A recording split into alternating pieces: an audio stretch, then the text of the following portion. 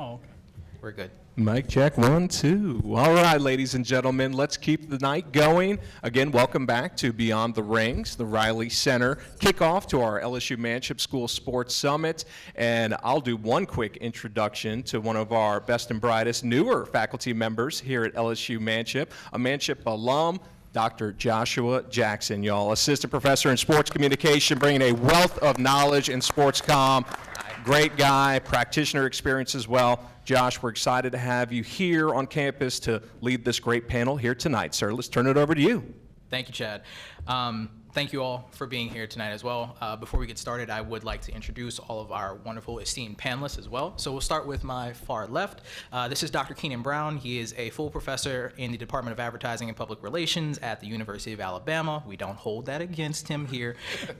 He also his practical experience in the advertising and marketing realm, receiving his doctorate in communication information sciences from the University of Alabama. And since getting that Ph.D., he's been in a million different places, including working with the International Olympic Committee, Fox Sports, Buffalo Wild Wings, and the Country Music Association as well. Next to him, we have Dr. Roxane Coche, who is an assistant professor and the chair of the Department of Media Production, Management, and Technology at the University of Florida. We also do not hold that against her here. But before starting at UF in 2018, she worked at the University of Memphis, and before that, also working at the University of North Georgia, Dahlonega, right? Dahlonega. Yes. Dahlonega. Wow. And a couple of other places, also having experience in journalism, practical skill. She's well-traveled. Dr. Coche is also a freelance reporter. She was based in France, worked on a couple of events, including UEFA, the FIFA World Cups, 2010 Vancouver Olympics, and, of course, from the Paris office. All of this informing how she does her research and her work here today. To my right, we have a local legend, if you will, Mr. Scott Rabalais, sport columnist and reporter for The Advocate, who specializes in reporting on things that happen not only around our campus, but also in the city of New Orleans.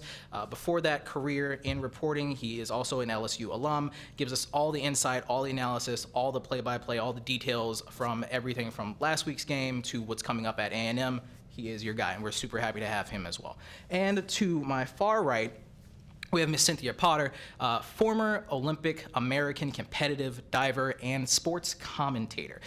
Very dominant during the 1970s, earned numerous national titles. Ms. Potter also represented the United States at 3 consecutive Olympic Games, winning a bronze medal in 1976 in Montreal in the 3-meter springboard.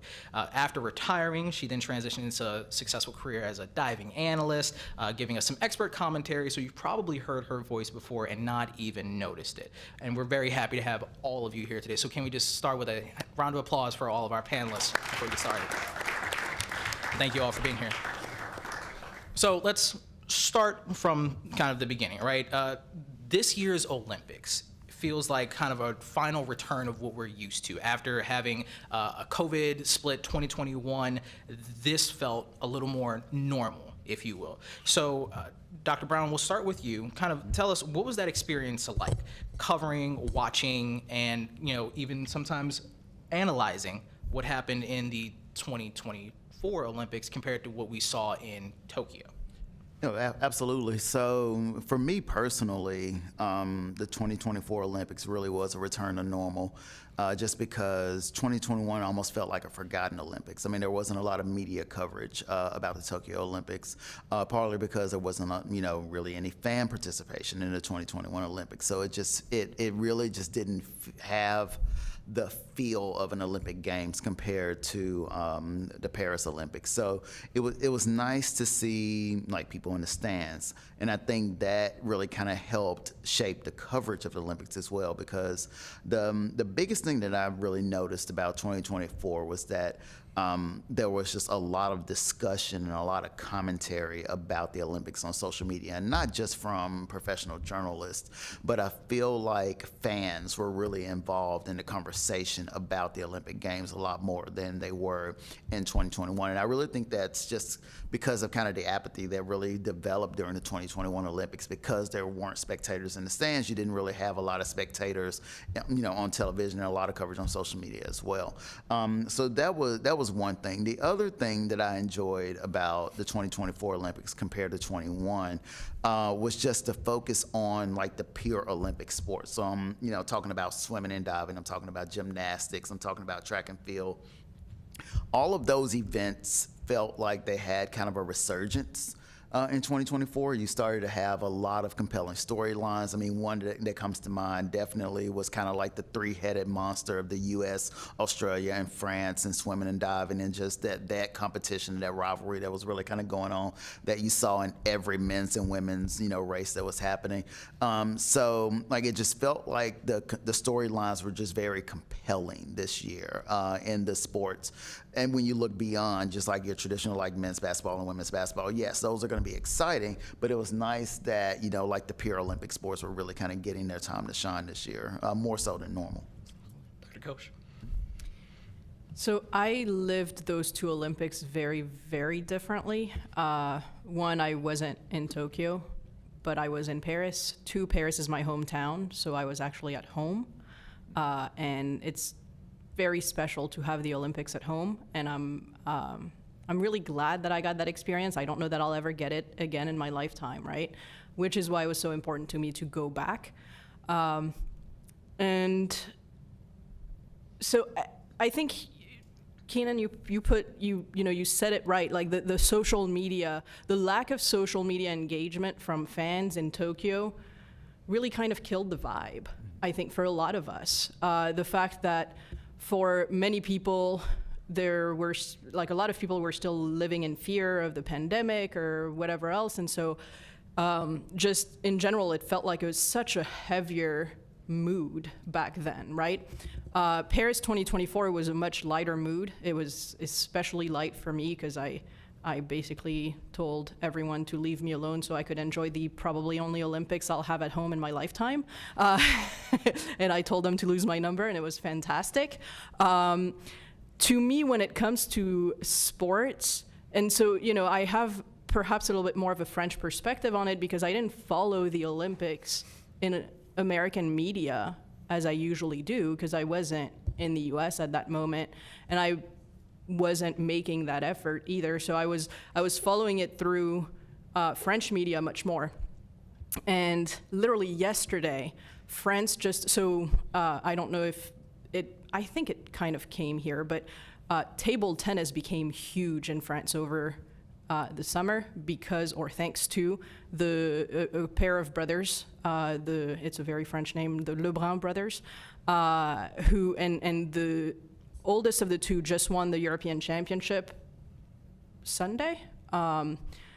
He won the single European Championship, the singles tournament, and he won the doubles with his brother. So he's like double European champion. It's the first time that France has a double European champion in table tennis. And like the day after, France announced that they're gonna organize like a new table tennis tournament, international. And it's kind of like, to compare it, it's kind of like, I don't know, some random random city in France announcing they're gonna organize a college football bowl game. Like they're organizing a huge table tennis tournament, and like, in like the international federation's really thrilled about it because it's the sport is very focused in Asian communities. It's huge in China. It's not as big elsewhere, and they've been trying to grow, right?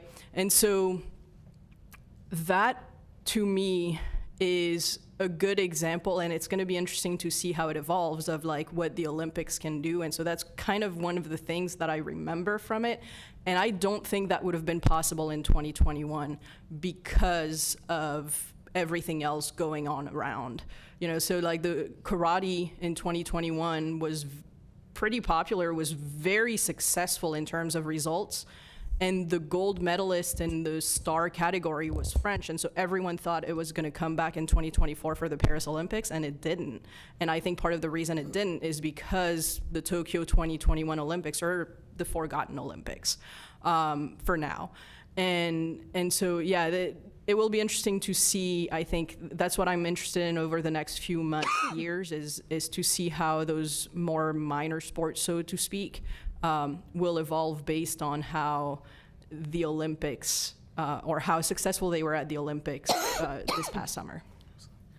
Scott, you were there in the thick of it this Yes. time. So how was that? I was. I only attended one other Olympics before. That was the Games in Atlanta in 1996, which Billy Payne convinced the IOC to let them have it in Atlanta because they said he gave them the average temperature in the summer, not the high temperature in Atlanta. So hey, it's like 80. Oh, okay, well, and 80 is the average temperature. But this is my first time to cover it, and we were focused on the Louisiana athletes. And I think even going back before Tokyo, this was the most normal Olympics since London in 2012 as far as the summer games. You remember the Zika scare, the Zika virus scare? Yeah, kind of quaint now to think about it a little bit after the pandemic, but that was a big thing. Some athletes didn't go. They didn't want to compete in Rio. So I think since London, this was the first time we had what you would call a normal Olympics. And it was great for the fans, obviously, but it was great for the athletes, too. Our focus of our coverage from the Advocate and the Times-Picayune going to Paris was to focus on our Louisiana athletes. We had about 36 people with LSU and or Louisiana ties in the Olympics. And some of them were returning, like Mondo Duplantis, of course, the world record pole vaulter, and Maggie McNeil, the swimmer for Canada, who swam here at LSU for 1 year, won an NCAA championship. And they both won gold medals in Tokyo, but their families couldn't go. There were no fans in the stands. Y'all probably remember watching some of the Olympics. They had the stands there in Tokyo, but they were empty. So they felt like, not that they were cheated, but they didn't have the full Olympic experience that someone like Cynthia had in her games, with the fans there, people cheering you on, lifting up their performances, and they really were appreciative of the chance to have that this time, and to be there in the Stade de France when Mondo Duplantis, on the last attempt, now, he'd already won the gold medal, but he sets the world record. And when everyone's watching, 77,000 people, they're all focused on him, and he hits that. There wasn't a moment like that to be had in Tokyo. So you were very glad for everyone, including the city of Paris and the French and the organizers, because it's a huge endeavor to put it on, and for it not to be the full experience, it cheapens it for everyone. Obviously, you understand why it was that way in Tokyo, but I'm very glad that it was not that way for them this year in Paris. Ms. Potter, you were in the thick of it, and you have historical background. So how did this Olympics compare to the other ones that you've both seen as an analyst and a competitor? Well, they were all very different. And I'm going to correct one item, is that I competed in 2 Olympics, was on 3 Olympic teams. But in 1980, I know most of you weren't alive then, but there was a boycott, and we had our Olympic trials. I made the team, and that was my final Olympic trials, and we were not allowed to go.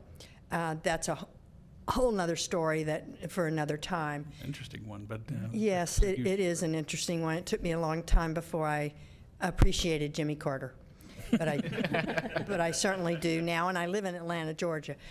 The first Olympics I went to in 1972, I'm sure some of you know about the history in 1972, where there were Israelis that were murdered, the Israeli wrestling team and the coaches. And that was a very bittersweet Olympics for me, because it was my first experience. And I was so taken with everything that was going on. I was starstruck. I got to meet Muhammad Ali. I got to meet people that I had heard about and read about and seen on TV. Diving was not a sport that you saw on TV very often. And so it was amazing, the experience and being in the Olympic Village with all these people. And then what happened with the Israelis at the hands of the Palestine Liberation Organization, and it was called Black September. And I'm not going to go into that, but that was a very hard reality for certainly me, being a first-time Olympian, to even live through. And my biggest regret was that I did not go to the memorial service, which was in the Olympic Stadium. I left town because my events were over. All the diving had been completed. And I left town, and I was so upset about the entire the things that had gone on the night after we were finished with our competition. but my biggest regret is that I did not go to the memorial service and experience all the feelings that go along with the joy of celebrating certain athletes that were not with us anymore, because we tried to do that after the fact, and also the sadness that came along with what was ongoing. My second Olympics in 1976, I won a medal, and that was wonderful, and I had a great time there. And there weren't issues, certainly, like there were in 1972. 1980, we didn't go. We had a boycott. So there's always been politics in my experience. And people say, well, the Olympics are not about politics. I don't know that I could ever say that the Olympics have not been about politics at times. But that's not the overwhelming or the overriding feeling that I get from the Olympics most of the time. It's when people come together.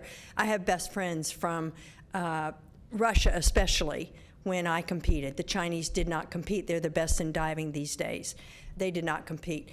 And I'm going to jump to when I started broadcasting in 1984 at the LA Olympics. That was, again, somewhat similar to when I first competed in the Olympic Games in 1972. I was starstruck again with all the things that went into putting an Olympics on television. And I was very naive in a lot of ways. I was called the expert analyst. I don't know about expert, but I knew diving, and I felt comfortable being in the position, but it was a huge honor. And it was scary because I didn't ever want to say the wrong thing. And that's, I think, one of the most frightening things about going on the air for the first time is that you risk, especially these days with social media, what comes out of your mouth is going to be there forever. And so I said a lot of stupid things at times, but people were very forgiving, and I think they understood my passion for the sport, and I worked with an incredible number of play-by-play partners, including the great Jack Whitaker. He was my first Olympic partner, and God bless him, and worked with Frank Gifford. He was the first one that I worked with in the United States. So I've had such great play-by-play partners over the years, and I found out that it is a partnership. That I think that most of the time, the spectators, the people that are tuned in, know if you get along with your play-by-play partner. And I certainly have been very fortunate, and I'm not best friends with them, never have been, but we communicate and we enjoy doing what we do. We know our roles, and basically Ted Robinson, who's been my partner for quite a while in broadcasting, tells the stories, and I talk about why the scores are the way they are and what the technical aspects of diving are, and we try very hard not to step on each other, which I think is a difficult task at times. But the difference in the Olympics in Paris and the Olympics especially in Tokyo, I had a great time in Paris. I did not analyze all the events. I had just had a hip replacement, so forth and so on, and I didn't even really think I was going to be working. I'm probably the oldest one on this panel, and I've done a lot of Olympic Games for broadcast, 10 now, and I'm very privileged to have been in Paris doing it, but I didn't expect to be there. So I agreed to do the first 4 events, which were called synchronized diving events. And then there are the individual events after that. There's 8 diving events total. In, excuse me, in the Tokyo Olympics in 2021, we were in Stamford, Connecticut, where NBC Sports is headquartered. And it wasn't very much fun. I'd never done an Olympics remotely like that. As everybody seems to, I like going. I like to get the flavor of the culture. I like to know what the environment is like for the competitors. I like being able to talk to the coaches and the athletes more readily than we could when we were in Stamford, Connecticut, and none of our production team except the person that interviews people after the events. The on-deck interviewer was in Tokyo, and she didn't like being there by herself because she didn't have the analyst or the play-by-play or the producer and director to kibitz with daily and to talk about how the events went, what we liked about what we did, what we didn't like about what we did, what we should do differently the next day. So it was a very difficult Olympics. We found ourselves in Connecticut for 3 weeks because diving goes over just about the entire 17 days of the Olympic Games. And I know that by the time we were up all night because of the time change, 13 hours, reversing our days and our nights. And by the time we were finished, I couldn't wait to go home. And I do not feel that way at most of the Olympic Games. Not saying I'm not tired, but Paris was a blast. Everything worked so beautifully. I thought one of the best things about Paris was the food. It was the best food I've ever had at Olympic Games at a venue where they make the food for the broadcast associates. In our case, it was diving, artistic swimming, water polo. We were not the same venue where the swimming competition was taking place, so we were at a smaller venue, and we just couldn't wait every day until they served lunch or dinner, and most of the time it was breakfast and lunch for us. But the games were so terrific. The athletes seemed to be energized in a way that I hadn't seen them energized in basically 7 or 8 years. And family and friends were there. The city was teeming with enthusiasm for so many sports. And I don't get to go to a lot of events most of the time because we work nonstop. I went to Roland Garros to see some of the tennis, and I was so excited to go because I've never been there, but I enjoy tennis on TV. And I got to see Alcaraz play, and I got to see Tommy Paul play, and it was, even though we were sweating to death in the venue because they closed the roof, it was fabulous. And I just don't see a lot of negatives to what went on in Paris for the most part. And I wasn't there the whole time. I went home after my 4 events, which I was there for 2 weeks, and then the diving went on for another week. So I think there was a huge difference, and I think the social media went crazy. I think the athletes liked it. I think the fans liked it, and I think that the athletes got a whole new sense of what they can do and the kind of things they can do for themselves to not only make money, but to grab attention and make decisions about where they want to be in their lives when they finish their athletic events. So it was a wonderful experience for me, and it was probably my last Olympic Games for broadcasting. Never say never, but it was really a wonderful opportunity and a privilege. Excellent. Thank you. Part of the beauty of sports in general is the rivalry, the storylines that we have built into everything. Sometimes it's an us versus them. Sometimes it's a special event that could be happening and you want to see that magnificent moment happen.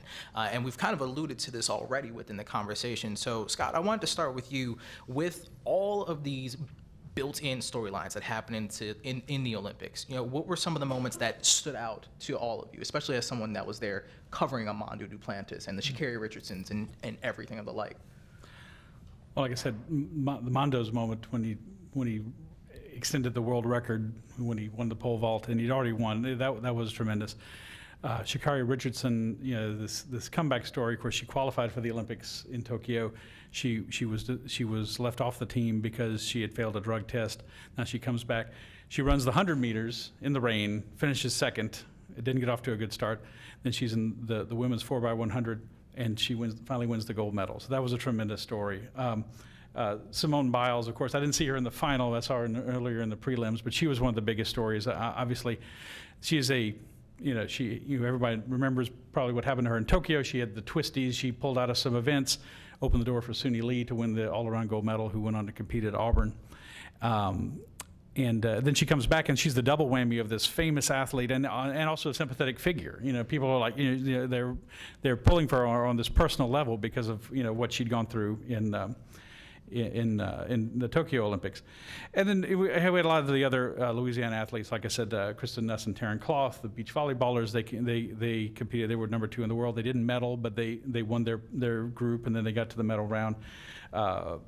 Tons of athletes. Vernon Norwood is someone I think people probably, I hope they remember him from the Olympics. He competed for for LSU. He's from Morgan City. He was a gold medalist in Tokyo, won the 4x400 in this Olympics. He and Mondo, the first 2 track athletes to win multiple gold medals from LSU. You would think with all the great track athletes it would have been more, but it's not. Sylvia Fowles, a basketball player, has 4. Simone Augustus has 3. And then they both have 2. But you're talking about some of the rivalries. Towards the end of the games, we were kind of running out of Louisiana athletes. They'd mostly finished competing. So I said, well, let me go to the basketball semifinal, the men's semifinal. So it's the Final Four of men's basketball. And it was France versus Germany and the USA versus Serbia. And you may remember the game. Serbia had a huge lead on the United States. And then Steph Curry just played one of the most amazing games. He had 36 points. It seems like he scored twice as many as that. I mean, he was just out of his mind, making 3-pointers. And Serbia played great, and they came back, and the U.S. came back, and they eventually won the gold medal.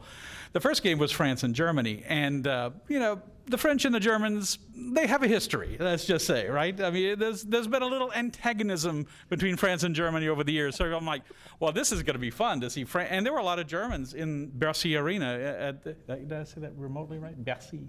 That's très bien. Oh, okay. Comme ci, comme ça. And then I apologize to lots of Parisian cab drivers for my very rudimentary French when I was at the Olympics. But France won. France beat Germany, who had been playing really great up to that point. And they got to the final, and I made the small joke to my brother in a text, not in print. I said, well, the winner, as is the tradition, gets Alsace-Lorraine after winning this game. But I don't think they actually went that far to change any territory. But it was an interesting competition, let's say, with the French and the Germans competing there, and I thought it was really cool to see it. And I think the French were really inspired, and I want to say too about the French fans. I was kind of wondering going into it, the French, are they going to be into it? Are they going to be, fired up about it? They were, everywhere I went, the crowds were great, the fans were great, the support was great, not just for the French athletes who did very well, but for everyone who was competing. For, like I said, Armando, who just, had this great moment and won the gold medal and set the world record. So I was very pleased to see that as well. Dr. Coche. We're very good at complaining before and after an event, but we're also very good at actually living in the moment and doing everything to not work. So that's kind of what happened there. It's funny because, yes, there's a lot of stories that are kind of built in, and I think sometimes to a fault, where there's also, because of it, there's also stories that aren't covered, are kind of forgotten or barely covered. And because I like to complain, because I'm French, those are the stories I remember more so. So it drives me crazy to this day and that's partly because the other thing about French people, we're terrible at marketing. Whenever we have a good idea, a good invention, the credit card is a French invention. Yeah, no one knows that because it was sold to an American for $5K and Americans made billions out of it. It's a French invention, the automatic payment for on roads. That's a French invention that was sold for nothing to Americans, and Americans are incredible at marketing. We're terrible. And so part of it, the Paris 1924 Olympics, that was the last time Paris had hosted the Olympics. And somehow it wasn't a story. And I remember when COVID happened, I was like, I really want the IOC to postpone Tokyo to 24 and Paris to 28. and Los Angeles to 2032, because Los Angeles will do something about the fact that they're hosting the Olympics 100 years after 1932, which is, they also hosted the Olympics then.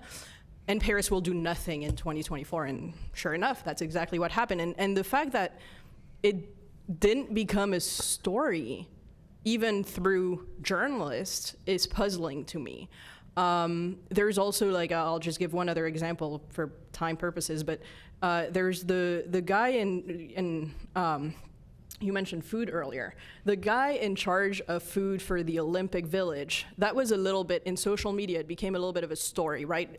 Athletes complaining about food and whatnot. But in mass media, like traditional media, it wasn't as much of a story because there was so much focus on the results, on the rivalries, on, you know, the traditional Olympic stories.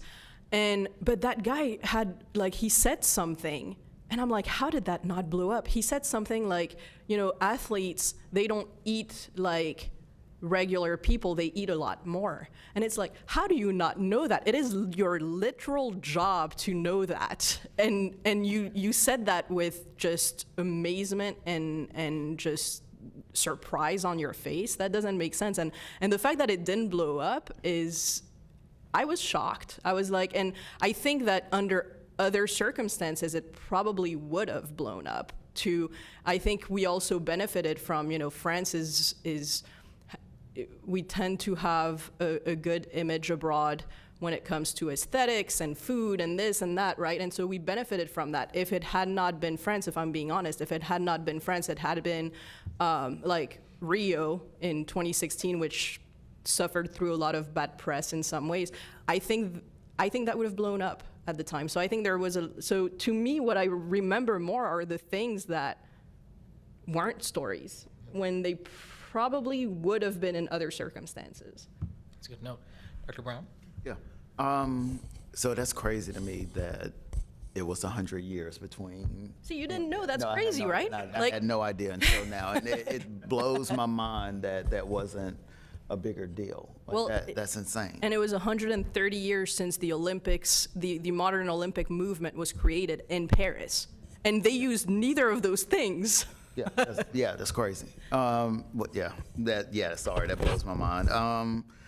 So I already mentioned the rivalry between the U.S., Australia, and France, and kind of how that really, you know, put competitive swimming, both on the men's and women's side, to me, kind of really in the spotlight in a way that it hadn't been since, honestly, Michael Phelps, in my opinion. I mean, I think it was just really nice to really just see that every single race was a moment. Every single final was really a moment this year for swimming, and I thought that was great for both the men's and the women's side. Of course, you know, women's gymnastics and especially, you know, Simone Biles, that's always going to be a great story. But I actually enjoyed what I thought was kind of a small resurgence for men's artistic gymnastics this year. And really, you know, a lot of people, when I talk about that, a lot of people kind of point to the vaulter that, you know, I think that's right, the guy with the glasses, that Palmer Horse. Sorry, yeah, Palmer Horse They guy. called him nerdy or something. Yeah. Like, they always kind of point to that. But I mean, I want to kind of give a shout out to a couple of the gymnasts on that team that were really kind of using their social media throughout the entire summer to really kind of not only hype up men's gymnastics, but to really just kind of show that, you know, look, I mean, it's a legit sport. I mean, like, you know, we need younger generations to really kind of get into it, like younger men to kind of get, or boys to really kind of get into it and really kind of help this resurgence move along. So, I mean, I thought that the success that the men's gymnastics team had really made for a great story. My like fondest memories of the Olympics are really in the 90s. So I remember like Michael Johnson and, you know, like the gold shoes and the 100 and 200 meters. And I felt like this was a big return for the American sprinter. This Olympiad. I mean, it was just nice to see Noah and Sha'Carri like just really just in the spotlight and just kind of, even though Sha'Carri didn't win, you know, as many gold medals as we wanted her to. I mean, I thought it was nice to kind of have her in the spotlight. And then just you know, the men's 100 and 200 meter races were great. And on a personal note for me, the U.S.-France basketball final was legit. It was so much fun to watch. It was such a hype game. You could, like, that crowd was so into it. I mean, it was amazing. And I mean, We're going to take our revenge in 2028. honestly, I'm calling it now. you know what? I second that. I really do think it's going to be U.S.-France like in that final again. That's going to be so much fun to watch. But I bring all that up to just make one point is it was nice to have an Olympic Games where there were so many simultaneous storylines within sports kind of going on. And I felt like you hadn't had that, honestly, since the London Olympics, in my opinion. I mean, if you really want to go back, I mean, I don't think you really had it on this level since like the Barcelona, Atlanta Olympics, 92, 96, where you just had so many competing storylines kind of going on. So it was just, again, it just kind of played into the resurgence. Like it was just nice to just have like so much hype around so many events at the Olympics again this year. I agree. I call me Pollyanna, but I love the positive stories. I get excited about watching athletes who didn't have a good games in Tokyo do well and succeed in the way that they wanted to, and being able to train and do all the things that came together for them to make Paris a more meaningful and valuable experience for them. And it's not just about their success, but it was about the joy that they found in being able to be there. And I think there are a lot of competitors that go into an Olympic Games and they want to win, but a lot of them that are very, very seasoned, and you would expect Olympic competitors to be, want to win when their competitors are at their best. And this was the scenario for the most part in Paris. And we saw that. I was so happy for Simone Biles, not because she was winning necessarily, but because she seemed like she had figured out a lot of things and come to a reckoning about herself. She knew herself better. She didn't seemingly worry about what others thought of her as much, which I think is the key to a lot of participation in competitive activities the older you get. So I love that. I love the fact that Katie Ledecky didn't have to win every race to be joyful and to be happy for her competitors when they broke a world record, even if they weren't from the United States. And I think she is a great role model for so many people. She doesn't toot her own horn. She loves to acknowledge others. And she has done just as much for the sport of swimming as maybe somebody else that we've already mentioned in a lot of ways. And I know that all athletes have their stories, and I wish we could tell all their stories. We all have stories that, might be of interest to our families, but I don't know that everybody out there would. But there's We're the only one here with an Olympic medal, so I think your story probably trumps ours a little bit. Well, thank you. But there's always a story, and I love to hear the stories. And there's the only medalists for the United States in diving were a synchronized diving pair who did not make the Olympic team for the Tokyo Games. And their last names are Cook and Bacon.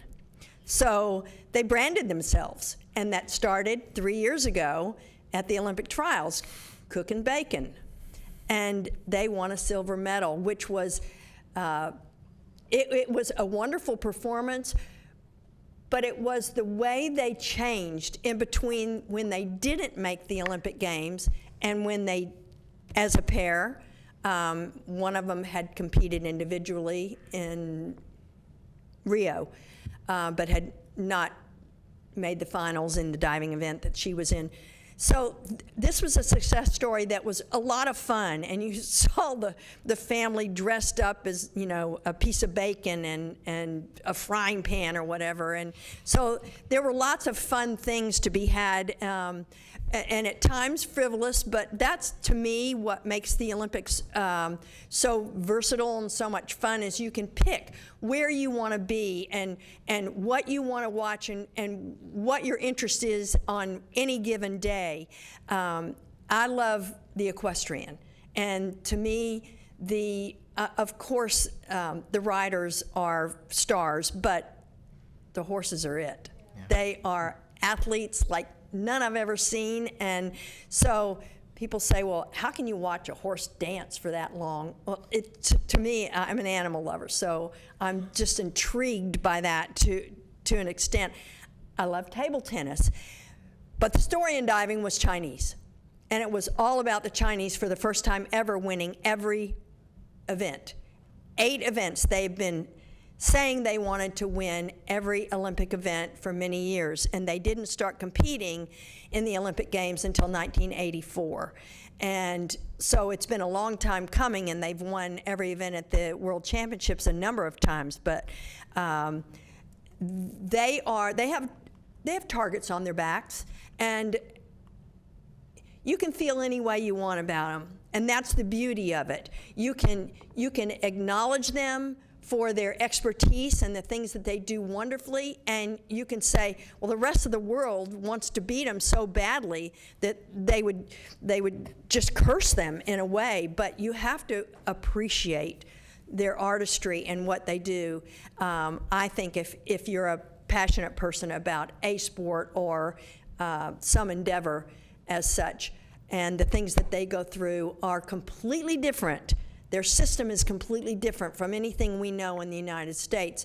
And that to me is to be appreciated. I don't want to talk about the negatives.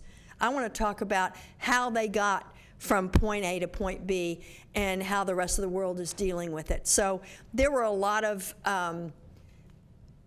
things in the Paris Olympics that just, to me, brought joy in seeing the camaraderie and the things. Leon Marchand, the French swimmer, what an incredible story he is, being trained in the United States by one of the United States coaches. That makes a lot of people mad. It doesn't make me mad, because if you look at what happens in NCAA competition, we have, in swimming and diving, many, many foreigners. And it's a feeder system to the Olympic Games. So I applaud all of it. I think it's a great way to have a team and teammates and to do what you want to do. And when you go to the Olympic Games, if you don't appreciate your competitors, then you're missing out on what could be a lot of joy. Absolutely. Can I piggyback on one thing Roxane said earlier? Sure. But the French could, they could have, I thought they ran a great games. I thought it was very well run, but they could have brought up the history of de Coubertin a little more, who founded the modern Olympics. And there was one venue that they used, that was used in 1924. It was the Stade Yves de Manoir, I hope I'm saying that right, in Cologne, which is a suburb northwest of Paris. And y'all, some of the older people in the crowd might know this movie, Chariots of Fire. Who's heard of the movie Chariots of Fire? You know the music, da da da da da da. Well, that was the 1924 Olympics. It was the 2 British runners who were rivals, and that's the one venue that was the track stadium in opening closing ceremonies in 1924, and they used it for field hockey this year. So I went out there because I knew the history of it, so I did a little video or something like that, and I watched a little bit of field hockey, but there wasn't anything there that commemorated that I could see, and which was kind of unfortunate. And de Coubertin could have been celebrated a little more, because he's the one who said there was this ancient thing they used to do in Greece. They stopped having wars to have this competition, and 1,500 years ago, and he brought it back in 1896 was the first modern Olympics. And I just wish I could have been a little better. But overall, the Olympics I thought they did a great job running it. It's such a vast event. Over 10,000 athletes, so same number of coaches and officials and media and fans. They did a very good job overall. Well, and I think for Coubertin, part of it might be, so piggying back, on what Cynthia was saying. I think I hope I don't misrepresent what you said, but it's almost like the Olympics. During the Olympics, we welcome nuance again, and we see the beauty of nuance in discourses. We tend to live in a society that is very divided in two, and especially like in the U.S., where the political environment with only two major parties, which is not necessarily the case in most countries. There's way more than that, right? But, and it, you know, on social media, it's like if someone says something, they might be canceled. It's like either it's yes or no, right? Like there's a lot of binary attitudes within our society today. And I think during the Olympics, we see a lot more nuance. I think part of it for Coubertin is there's a lot, well, he was against women participating in the Olympics. He was against women. He thought women belonged on the sidelines, which was not a rare belief back in the late 1800s, right? And so I wonder if they kind of shied away from it because of it. I'm not too sure. I can't say that for sure, but I do wonder about that. That's actually a good transition. So a survey of American adults that you were actually a part of found that there was more overall viewing of women's events than men's events across all the age groups in this last kind of Olympic cycle. So starting with you, Dr. Coche, kind of what do you think the reason is for that? And kind of what does that mean for the future of women's sports, both in the Olympics and at large? Women win. American women win. I know I just said, like, we love celebrating the nuances of discourses in the Olympics, but Americans like it even more when America wins. I actually have my cheat sheet here. Of 40 American gold medals, 26 were won by women. That's 65%.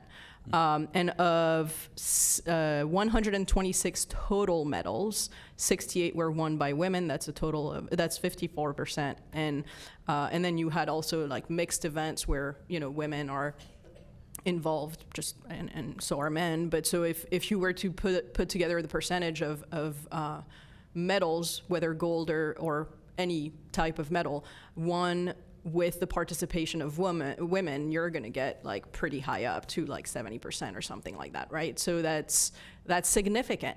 And so I think that's one of the big reasons why American adults specifically, I'm pretty sure in France, we wouldn't have the same results because of Léon Marchand, because of the Lebrun brothers, because a lot of the major storylines in France or the major gold medals in France tended to be won by men.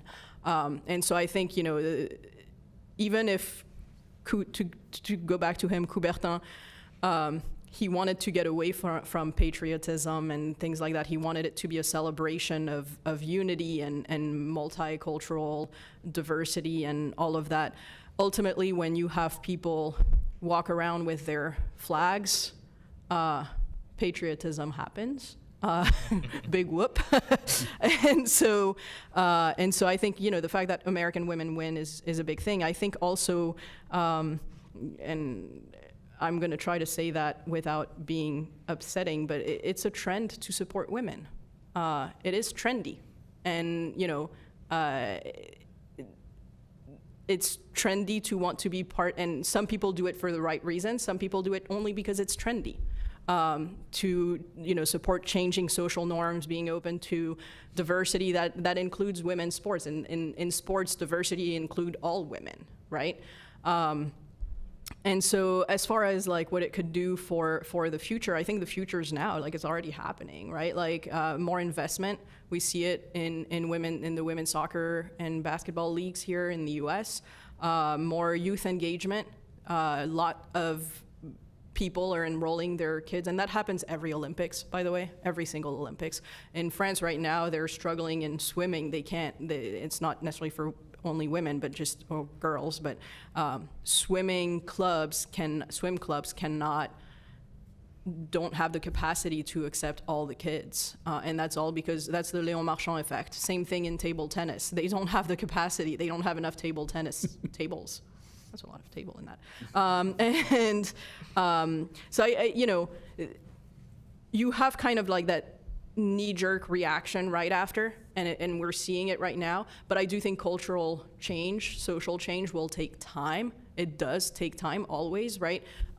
So, you know, Title IX happened in 1972. You didn't really see a whole lot of the effects in terms of internationally, in terms of like society changing and not internationally, Title IX is in the US, but nationally in terms of society changing, parents supporting their daughter, right? Both parents supporting their daughter in sport participation. It didn't happen in 1973 because Title IX passed in 1972, right? It took years. It took a generation.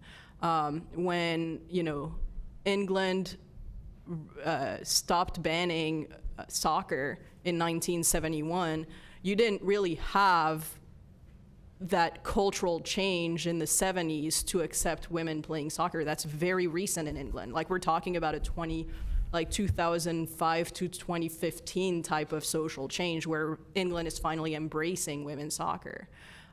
So I think that cultural change will still take time, but every time you have those events, and they happen often nowadays, you're able to kind of create that momentum. Absolutely. Dr. Brown, we have a lot of conversations about things like this. So what do you think this is? And seeing that growth from both a sport viewing perspective, but also a marketing perspective. Yeah, so I actually want to just kind of expand on something that you mentioned.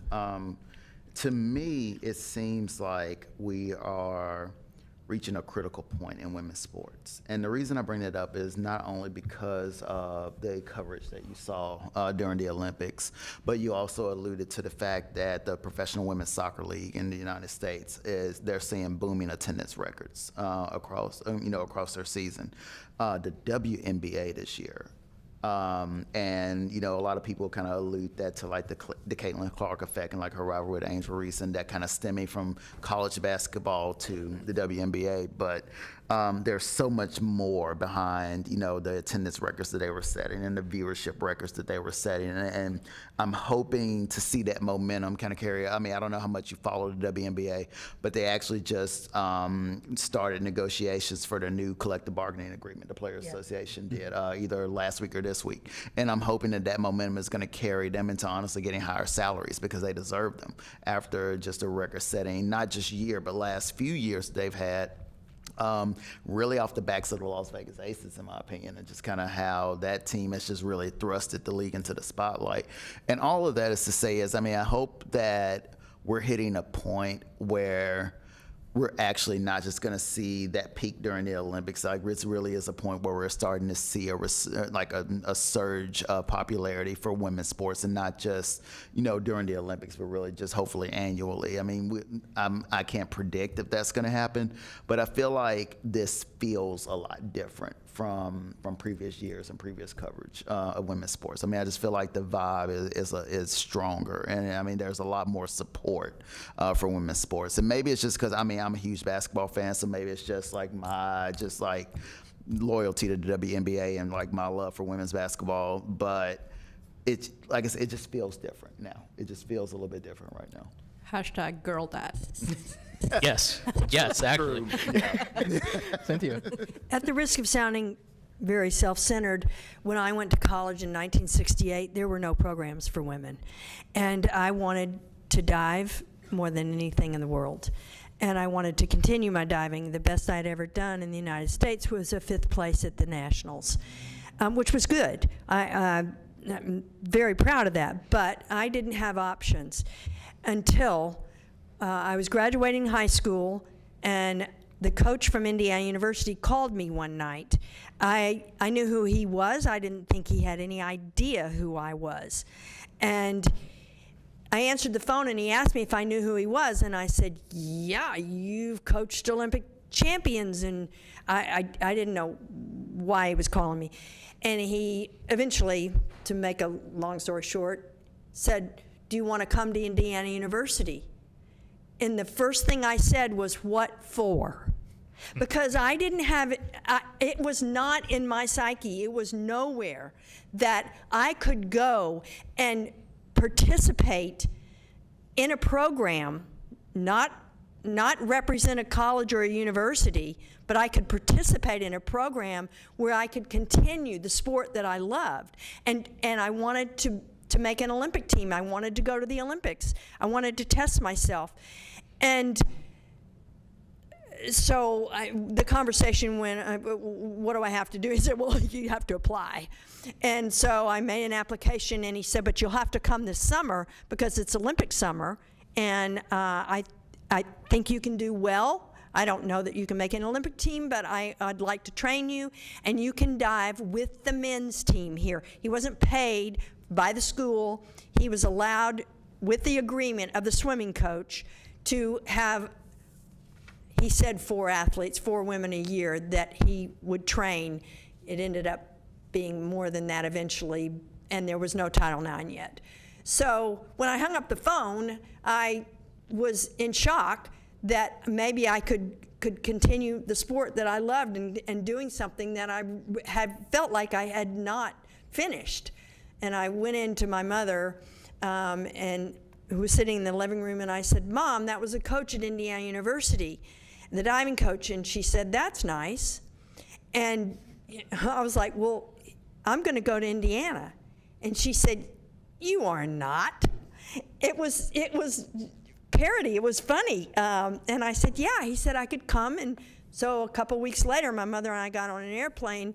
She took me to Indiana. I'd never been to the state before in my life. She dropped me off, and I spent the summer there training for the nationals and the Olympic trials.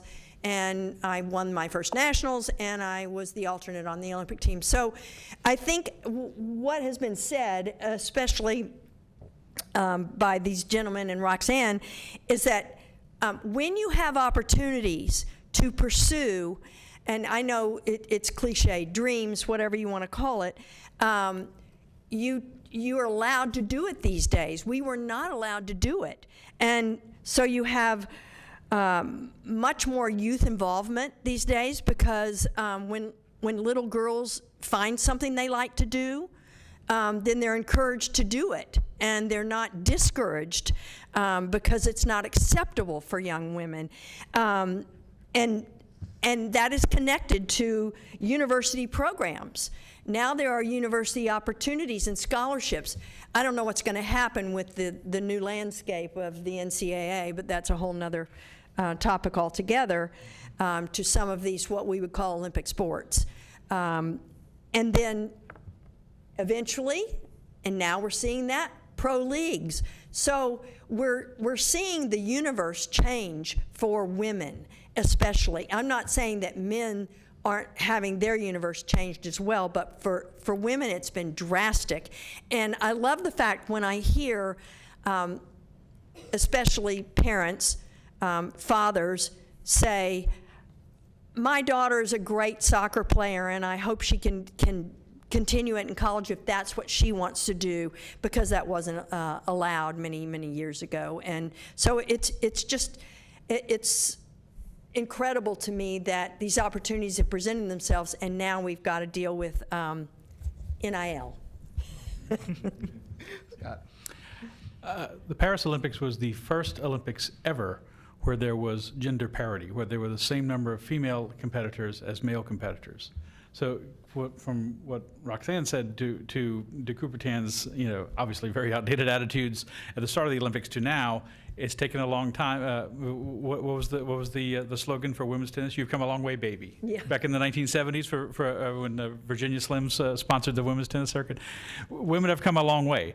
And so, but as far as the more interest and attention to women's sports, it's my personal theory that part of this is tied into the pandemic. As y'all probably remember, the entire sports landscape, like everything else, was completely disrupted. Schools are not playing, sports leagues are not playing, championships are not held. You didn't have the Final Four, you didn't have the Final Fours, you didn't have the College World Series, you didn't have all these things. And so they were hunting for, people were hunting for anything. ESPN was putting on Japanese professional baseball, just to fill the time, in the middle of the night. And then, but I think when people saw, when they had a chance to sit down and watch women's sports, maybe they weren't working, maybe they were stuck at home, and I think it opened the eyes of a lot of sports fans, especially a lot of male sports fans, say, hey, these women are really good. They can really compete. They're very engaged and dedicated to their sports just as much as the men are. And there's been a lot of attention and success. Traditionally in the Olympics, women's figure skating and women's gymnastics has gotten more attention and more viewership than the men's counterparts. And then, of course, there's golf and there's tennis. They've had huge audiences over the years to watch Martina Navratilova or Serena Williams or Chris Everett or Nancy Lopez in golf or whatever. But I think it's certainly growing, and it's an interesting dynamic when you look at certainly a lot of the women's college athletes. Men's athletes are getting the NIL money, the money that goes into a pot. That here's some NIL money. Women's athletes are getting the more of the individual endorsement deals. People like Angel Reese and people like Olivia Dunn. Olivia Dunn had this huge billboard for Nautica in Times Square earlier this year. I don't know if it's still there or not, but she had this enormous billboard for Nautica because of this deal. She had Haley Van Lith, who played basketball here for last season, and now she's at TCU. There was a storefront, a friend of mine, a female sports writer from the Wall Street Journal, who lives in New York, and she sent me this picture. It was a storefront of an Adidas store in Manhattan. On one side was a male soccer player, and I'm blanking on his name, and the other side was Haley Van Lith. So that's, it was the guy from Argentina. I'm blanking on his name. What did you get when you're 58? Messi, yeah. I think it was Lionel Messi on one side and Haley Van Lith on the other. That's powerful. That's really something. That's something you wouldn't have seen, 15, maybe 20 years ago. So I think it's only going to continue. I think the people are always looking for greater markets and more stars to align themselves with, and people to have endorse their products and everything. And I think it's only going to increase for women's sports. And I think it's obviously it's a wonderful thing. Absolutely. Can I piggyback just Real quick, off something? yeah. Discuss. And just mentioning just the different options that you have, like for media. I mean, I think one thing that has been a benefit to women's sports really is the fragmentation of media. And I mean, I know that a lot of people tend to just kind of joke or loathe the fact that ESPN has so many channels and so many options and things like that. But I also think that that's been a really good thing because it actually gives more outlets and more platforms for smaller sports and really more for like women's sports these days as well, for you to be able to go and watch different sports. So I mean, I think that the fragmentation really has kind of helped women's sports to a certain degree. Absolutely. Okay, we're gonna lightning round one last question before we open it up to Q&A. So one of my favorite parts of the Olympics is seeing all of these competitors from multiple countries, and the American in me just thinking, wow. Like this is incredible, right? And we have this America first mentality here. Like we should win everything. We should be on the top of everything. And then say a runner from St. Lucia will take a gold medal over some of our country's first medal. Yeah. First medal, and you realize the world is bigger than us. And there are competitors everywhere, and they should be respected, and they should be highly regarded. So thinking about the Olympics from a globalization standpoint for all four of you, and I'm sorry, this one wasn't on the list, but you sparked it while we were talking. Just what do you think the Olympics can show us about the way that we view the world? Really quickly. Ms. Cynthia, can we start with you? The Olympics, for my experience, have been a way for me to appreciate other cultures and other types of people. I don't care what country they're from, what the color of their skin, what language they speak. There's a commonality. There's always a commonality. And if you're waiting in line to do a dive with somebody from another country, you don't have to speak the same language. You can have some funny things happen, and all of a sudden you have a new friend, and you didn't know them before. You might not even know their name at that point. But I thought it was wonderful that there were a couple of French youngsters, especially this time. The coaches of Simone Biles' daughter was a diver in the Olympic Games. And I thought that was so much fun to talk about because she didn't choose gymnastics. She chose a sport that's got a lot of similarities, but it was amazing to see this youngster, I think she's only 16 or 17, succeed and be in the Olympic Games with all of these athletes that had been there for 3 and 4 and maybe even 5 Olympic Games. I probably, if you've watched diving at all, you might know the name Tom Daley, who was the knitter, and he was the Brit that knitted. And so he's branded himself with that in a lot of ways. And you can't help but appreciate what these people go through. You know what your sacrifices, so to speak, and your training entailed. So you gotta think, well, what did they go through? What did these Chinese divers who were growing up in a province and end up at a provincial training center somewhere and don't see their parents for years, and they're not angry that they're there. They know it's a way for them to succeed at something that they have a talent in, and they are talent ID'd. It's not something that they necessarily raised their hand in class and said, I want to be a diver. So I think there's an amazing camaraderie and unity that I wish the rest of the world, and especially in the United States, would recognize that we can all get along, but we have to make the effort. Absolutely. Scott? I was thinking this earlier. What was the greatest overall experience about the Olympics? Is the people from all over the world you might not otherwise meet. The family from the Netherlands who I sat next to at a sidewalk cafe, and we had crepes and we were talking about sports, and the young kid was all excited and wanted to ask me questions about the NFL. The guy from Uzbekistan at breakfast, everybody's wearing their Olympic clothes. The Moroccans at my hotel who looked like they were part of the official delegation but never seemed to leave the hotel for the whole Olympics. But they looked like they were there for the official capacity, but they were always in the lobby. The young lady from China who sat next to me at the closing ceremony and gave me a panda pin, a lapel pin, and I traded her for a pin of that funny-looking red blob that was the Olympic mascot. And this young woman I met from Australia who basically moved to France for 3 months to work on the Olympics and then stayed for the Paralympics to work the Paralympics. That was the greatest part about it, and also telling them, yeah, I live a mile from the campus at LSU where there's this 102,000 seat college football stadium, and because the college sports doesn't really exist certainly on this level anywhere else in the world. And they couldn't get over that. So maybe they told that story to someone when they went home. So that was the greatest, just like Cynthia said, that's the greatest experience for sure. Absolutely. Dr. Coche? For perspective, the biggest stadium in France is 80,000 seats.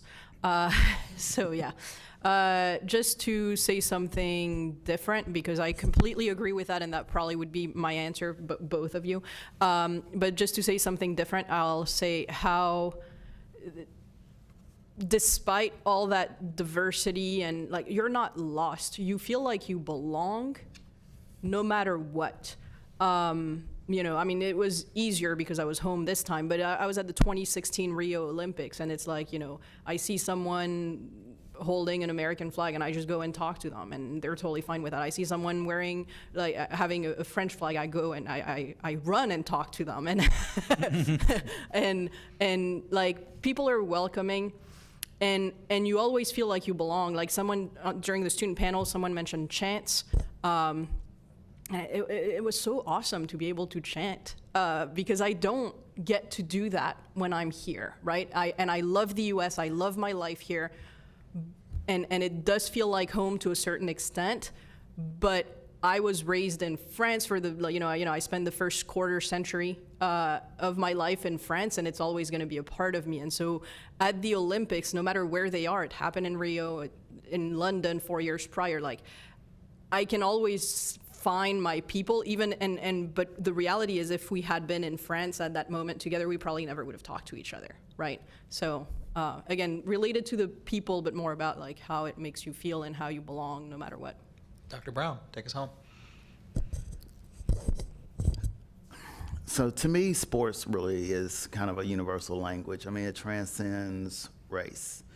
It transcends gender. And I think the Olympics shows that it also transcends nationality. And I guess what I would kind of take from it is if for 3 weeks, every 4 years, we can set aside differences, we can set aside conflict, we can set aside, just issues that you might have with other people, to celebrate competition, to celebrate entertainment, to celebrate just the joy of the Olympics. If we can do that for 3 weeks every 4 years, why the hell can't we do it more often? Well said. That's very well Hear, said. hear. Absolutely. Okay, we would like to now open the floor up for some Q&A. Any questions? Miss Maria, you got it? Sure. I've got a mic. Walk around first. Hi guys, first off, thank you so much for being here. This is really awesome to, get this experience from you guys. It's always a pleasure. Last year was great as well. Going on to the theme of like sports being bigger than just sports themselves, especially with the Olympics, that's exemplified. And Miss Potter, you really highlighted this well with your first Olympics and the Israeli attacks and all the things that went on there. What I was wondering from each of you is what moment outside of sports while an event was occurring stood out to you as the most impactful and allowed people to get together outside of the event they happened with? So like what major event stands out to you guys?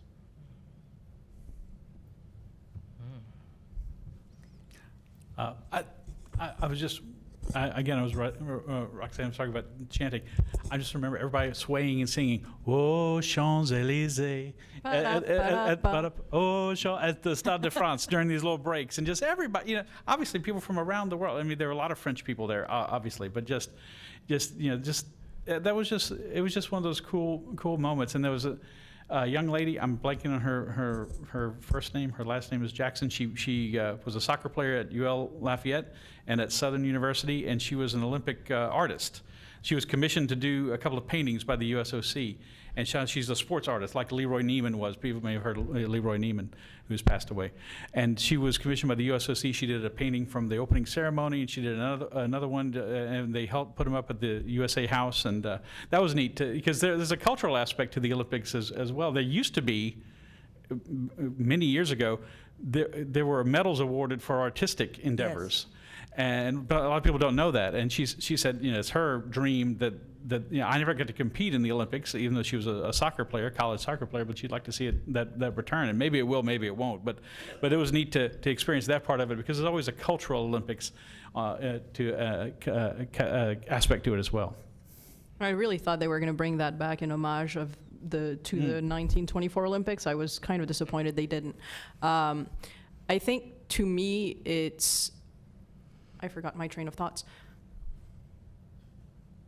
Yes, we were governmentless during the Olympics. I don't know if you know that.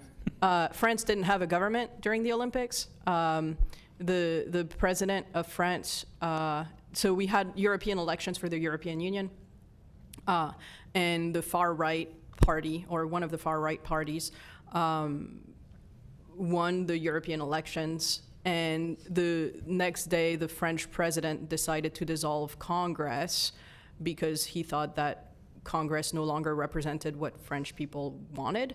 And so he called for new elections. And the new elections happened before the Olympics. But the new elections, like the way the French system works, it's like you have people in Congress, but you don't have the ministers, you don't have the prime minister. And he waited until after the Olympics. He actually did it during the Paralympics, which I thought was odd. I really thought he was going to do it before the Paralympics or after, but not during. But he did it during. And so the entirety of the Olympics, we didn't have a 100% functioning government, and yet, like Kenon said, that really didn't bother any of us. We just enjoyed it nonetheless, right? And so we forget about the problems, and so there were like French social media after, there were tons of memes about how like we don't want to go back to real life, like let us live in the Olympics for the end, like for forever, and tons of memes that were hilarious about that. So that's kind of what I actually had to think about that. I forgot that we didn't have a government during the Olympics. Like I forgot about it until your question. So that's quite significant that the Olympics actually make you forget that you don't have a government. Cynthia? I guess one of the things that we really haven't talked much about is the Paralympics. And I think that brings people together in a way that we don't experience very often. Now we will regularly, but some people talk about having, Olympic hangover, and they don't necessarily want to watch more, but it's so compelling, and I don't recognize nationalities a lot of times when I'm watching the Paralympics. I'm watching the athletes that are competing, and they're not doing something just because other people can't. They're doing it because that is part of their goals, and they weren't called athletes for a long time. And I think it brings people together in a way that is even more obvious than is during the 3 weeks of the Olympics that are not the Paralympics. So I love the Paralympics, and I was fortunate enough to work one.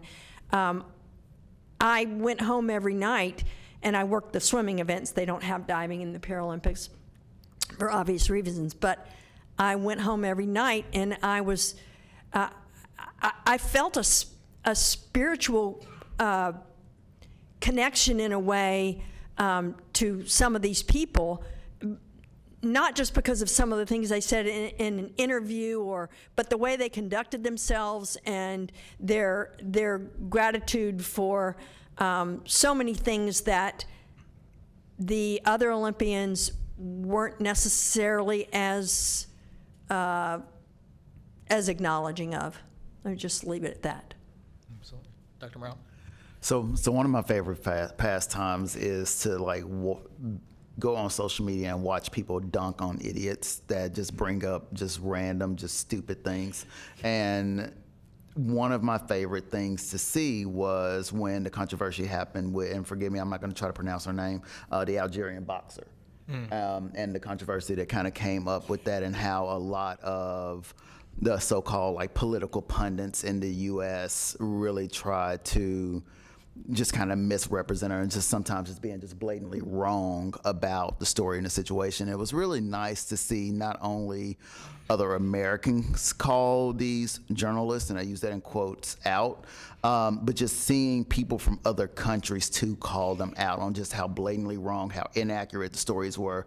And I actually remember watching the boxer compete, and actually listening to the fans in the stands cheer her on, and just really kind of just wanted her to compete and wanted her to win. So I mean, that was just a really good moment that calling out stupidity transcends nations, and it was just great to actually see that happen. So I mean, to me that was just a great moment, just to see that maybe there is a little bit of hope. So.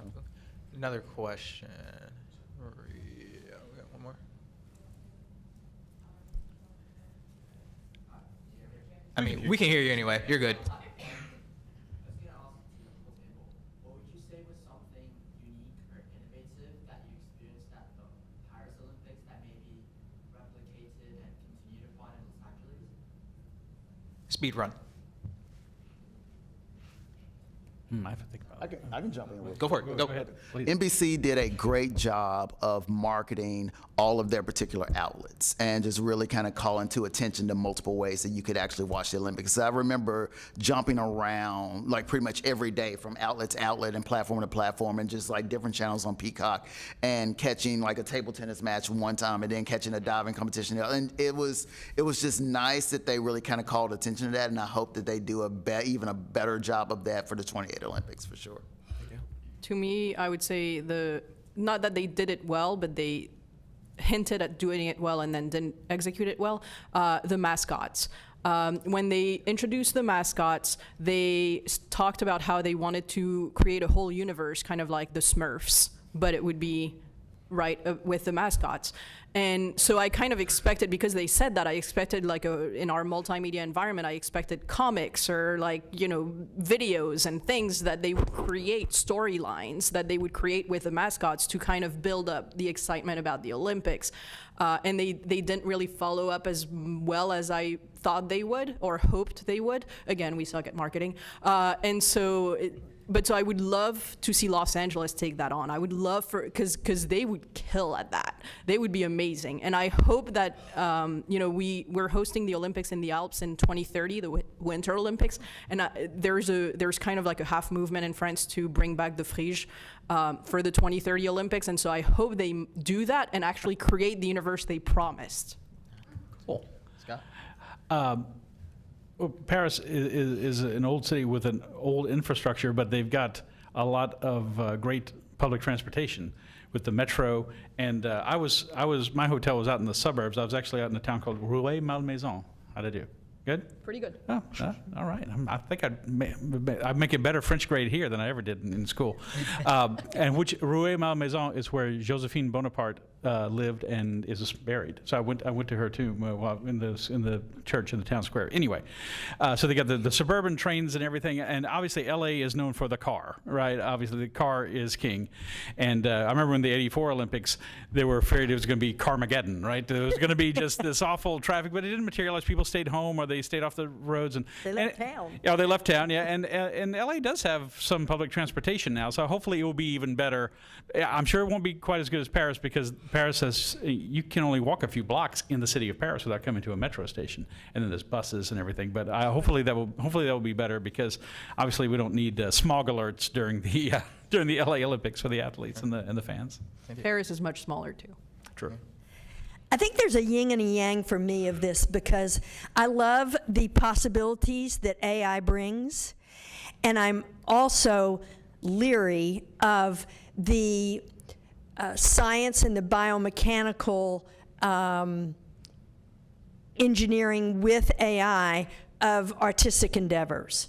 So what we've talked about in diving, I'm not a judge anymore, I used to be an international judge, is will the judges be replaced? Will there not be a human element to the judge? And that's a possibility. I don't want to see that. And most of the reason why I don't want to see it is because we have already seen in a lot of sports events, we've gone to what is the risk factor? How do we elevate the risk factor to get more viewership, et cetera? And if you think about doing more twists and more somersaults, there might be a loss in terms of the artistry. We don't do compulsory figure skating movements anymore. We don't do compulsories in gymnastics. We don't do compulsories in diving. Synchronized diving has two what we would call compulsory rounds, but it's gotten to a point where it's so mechanical, or could be, that it bothers me that the humanity could be taken out of it in a way, because I see so many artists, and I don't know if you all will remember Greg Louganis, who was known as one of the best divers ever, won 4 Olympic Games, and when there was only individual events.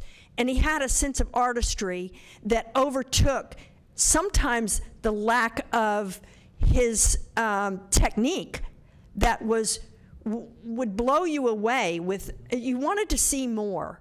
And that's what I think could possibly be lost. I don't know. I don't know how that will all be worked in, and I'm sure I'm not smart enough to know how you can keep that artistry with what might end up being the answer to that. But it worries me, because I think the rules and regulations and what they provide for are great, but I think the charisma that certain individuals bring to sports, much like dance, is a feeling. And I don't want to lose that feeling, especially when the viewer just wants to see more and more of it. And so I crave that. Okay, absolutely. We are at time, so I would like to thank all of our wonderful panelists again for being able to participate in all of this. Thank you all. Thank you for coming. We'll hang out a little bit after as well, but Miss Maria, if you would like to close us out. Yeah, I don't know if my microphone's on, but I'll just project. So thank you guys for being here. Thank you so much to our panelists. If y'all want to follow Rabalais Center on all media. In November, in just a few weeks, we're going to be hosting an election night watch party. So it'll be right here in the Holiday Forum. We'll have election night coverage, also election night trivia, free merch giveaways, pizza. So come out for that if y'all want to come and watch that with us. And I want to say thank you to all of our Rabalais Center staff members who help to make events like these possible. Yeah, that's all I got. And Y'all let me have a jump great in. night. I give you over a huge shout out. Yeah.